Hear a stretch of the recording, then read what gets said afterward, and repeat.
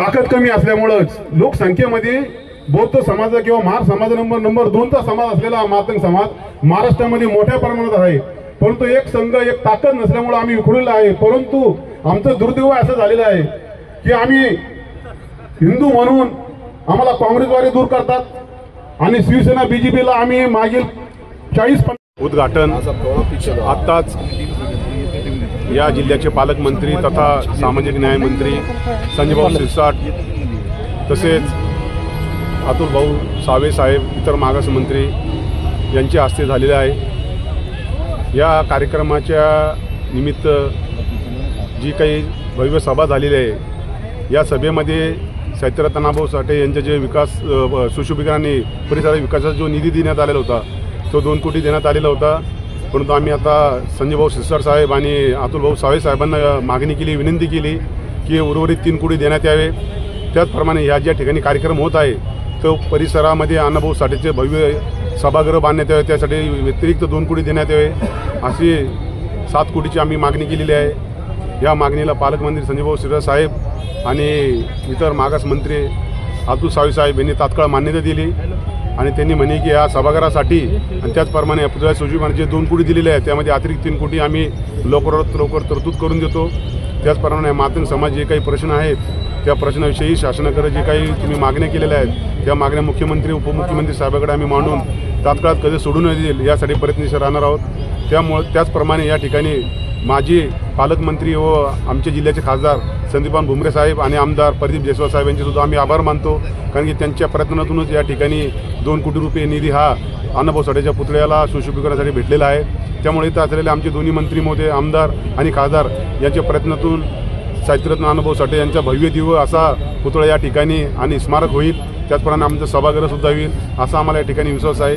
त्याचप्रमाणे शिवाजी महाराजांना नम्र अभिवादन करून महात्मा ज्योतिबा फुले शाहू महाराज आणि आज ज्यांच्या निमित्त हा कार्यक्रम होता असे लोकशाहीर अण्णाभाऊ साठे या सगळ्यांना अभिवादन करून आजचे लोकशाहीर साहित्यरत्न डॉक्टर अण्णाभाऊ साठे यांच्या पुतळ्याच्या सुशोभीकरण व परिसराच्या विकासाच्या या कार्यक्रमाच्या भूमिपूजन सोहळ्याच्या प्रसंगी उपस्थित असलेले आपल्या सर्वांचे लाडके या छत्रपती संभाजीनगरचे पालकमंत्री आमचे मार्गदर्शक ज्येष्ठ संजयभाऊ शिरसाटजी, व्यासपीठावर उपस्थित असलेले आपल्या महापालिकेचे आयुक्त जी श्रीकांतजी, तसेच आमचे मित्र शिवसेनेचे जिल्हाप्रमुख राजेंद्र जंजारजी, महापौर नंदकुमार घोडेलेजी, विकास जैनजी, व्यासपीठावर उपस्थित आमचे मित्र महेंद्र सोनवणेजी, गजानन मनगटेजी आणि ज्यांच्या पुढाकाराने हा कार्यक्रम होतोय असे संजूभाऊ ठोकरजी, कमलेश लोकशाहीर अण्णाभाऊ साठे यांना विनम्र अभिवादन करून महाराष्ट्राचा जाणता राजा छत्रपती शिवाजी महाराज यांनाही अभिवादन। मला आता इथून किनवटला जायचंय, अतुल सावेला N6 ला जायचंय, अंतर किती आहे पण गाडी ते करत होते, मी शांत बसलो होतो। 6 कार्यक्रम त्यांचे शहरात आहेत, मला 450 किलोमीटर दूर जाऊन तिथं धम्म परिषदेची अटेंड करायची, म्हणून अतुल सावेने ज्यांचे नाव घेतले ते सर्व मान्यवर, एखाद्याचं नाव चुकलं असेल तर त्याला जबाबदार अतुल सावे, मी नाहीये। संजय ठोकरचं नाव यासाठी घ्यावं लागेल की त्यांनी हा कार्यक्रम आयोजित केला, त्यांच्या सहकार्याने केला, आणि जसं अतुलने सांगितलं की दरवेळेला येऊन आपण तीच कॅसेट पुन्हा पुन्हा रिपीट करतो आणि एक अपेक्षा ठेवतो की या वर्षी नाही पण पुढच्या वर्षी, पुढच्या वर्षी नाही पण पुढच्या वर्षी, पुढच्या वर्षी नाही पण पुढच्या वर्षी। 25ला म्हणावं लागली तारीख पे तारीख, मला बी 25ला अशा तारीखवर तारीख भेटत होत्या। एकदाच गंगेत घोडं नाहलं,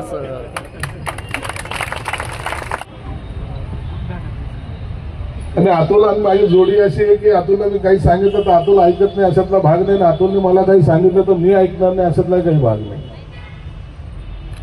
म्हणून एका विचाराचे लोक जेव्हा एकत्र येतात त्या टायमाला खऱ्या अर्थानं जी काही प्रगती होती किंवा एखाद्या चांगल्या कामाची सुरुवात किंवा त्याला दिशा देण्याचं काम हे प्रामुख्याने होतं. अतुलने सांगितलं की जर तिकडं डीपीडीसी मधून पैसे नाही मिळाले तर मला सांगा मुख्यमंत्र्याकडून आणेल. ते मुख्यमंत्र्याच्या आजच्या मुख्यमंत्र्याच्या ते जवळ आहेत, मागच्या मुख्यमंत्र्याच्या जवळ आपणच होतो. म्हणून जवळ कोणी मुख्यमंत्री झाला तर या शहराचा माणूस त्यांच्या जवळ आहे एवढं मला चांगला समजतो. म्हणून अतुलजी निश्चित आपल्याला या शहरासाठी या आपल्या जिल्ह्यासाठी चांगली डेव्हलपमेंट जी करायची आहे त्यासाठी पैसा हा आणायचाच आहे. त्यासाठी आपण सर्वजण एक होऊन ते पैसा आणू, त्याच्याबद्दल चिंता नाहीये. अण्णाभाऊ साठेंच्या या स्मारकाला जवळपास 2 का 3 कोटी दिलेत,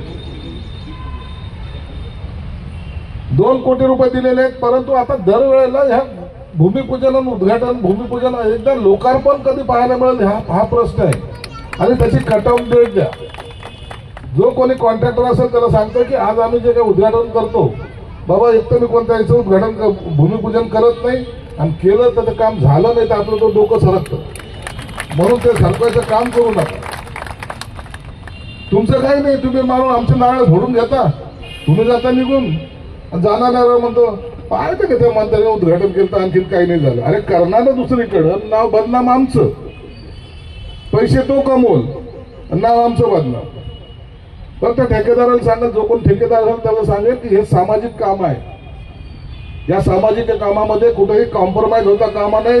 पुतळा इतका पुतळा होण्याच्या पूर्वी आम्हाला दाखवलं पाहिजे आणि इतका चांगला असला पाहिजे की येणारा जाणाऱ्याने अण्णाभाऊंना नमस्कार करूनच पुढे गेलं पाहिजे, हे भावना ठेवली पाहिजे. हिंदू मिल मध्ये एक पुतळा उभा करतोय आपण डॉक्टर बाबासाहेब आंबेडकरांचा.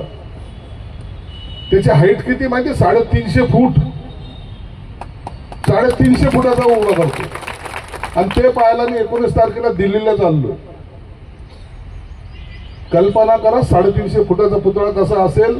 मी 1-2 ठिकाणी सांगितलं. पण बाबासाहेबांनी घातलेल्या बुटाची टाच, ज्याला सोल म्हणतो, खालचं सोल, ते किती असावं, त्याची उंची किती असेल? 6.25 फूट आहे टाचीची उंची.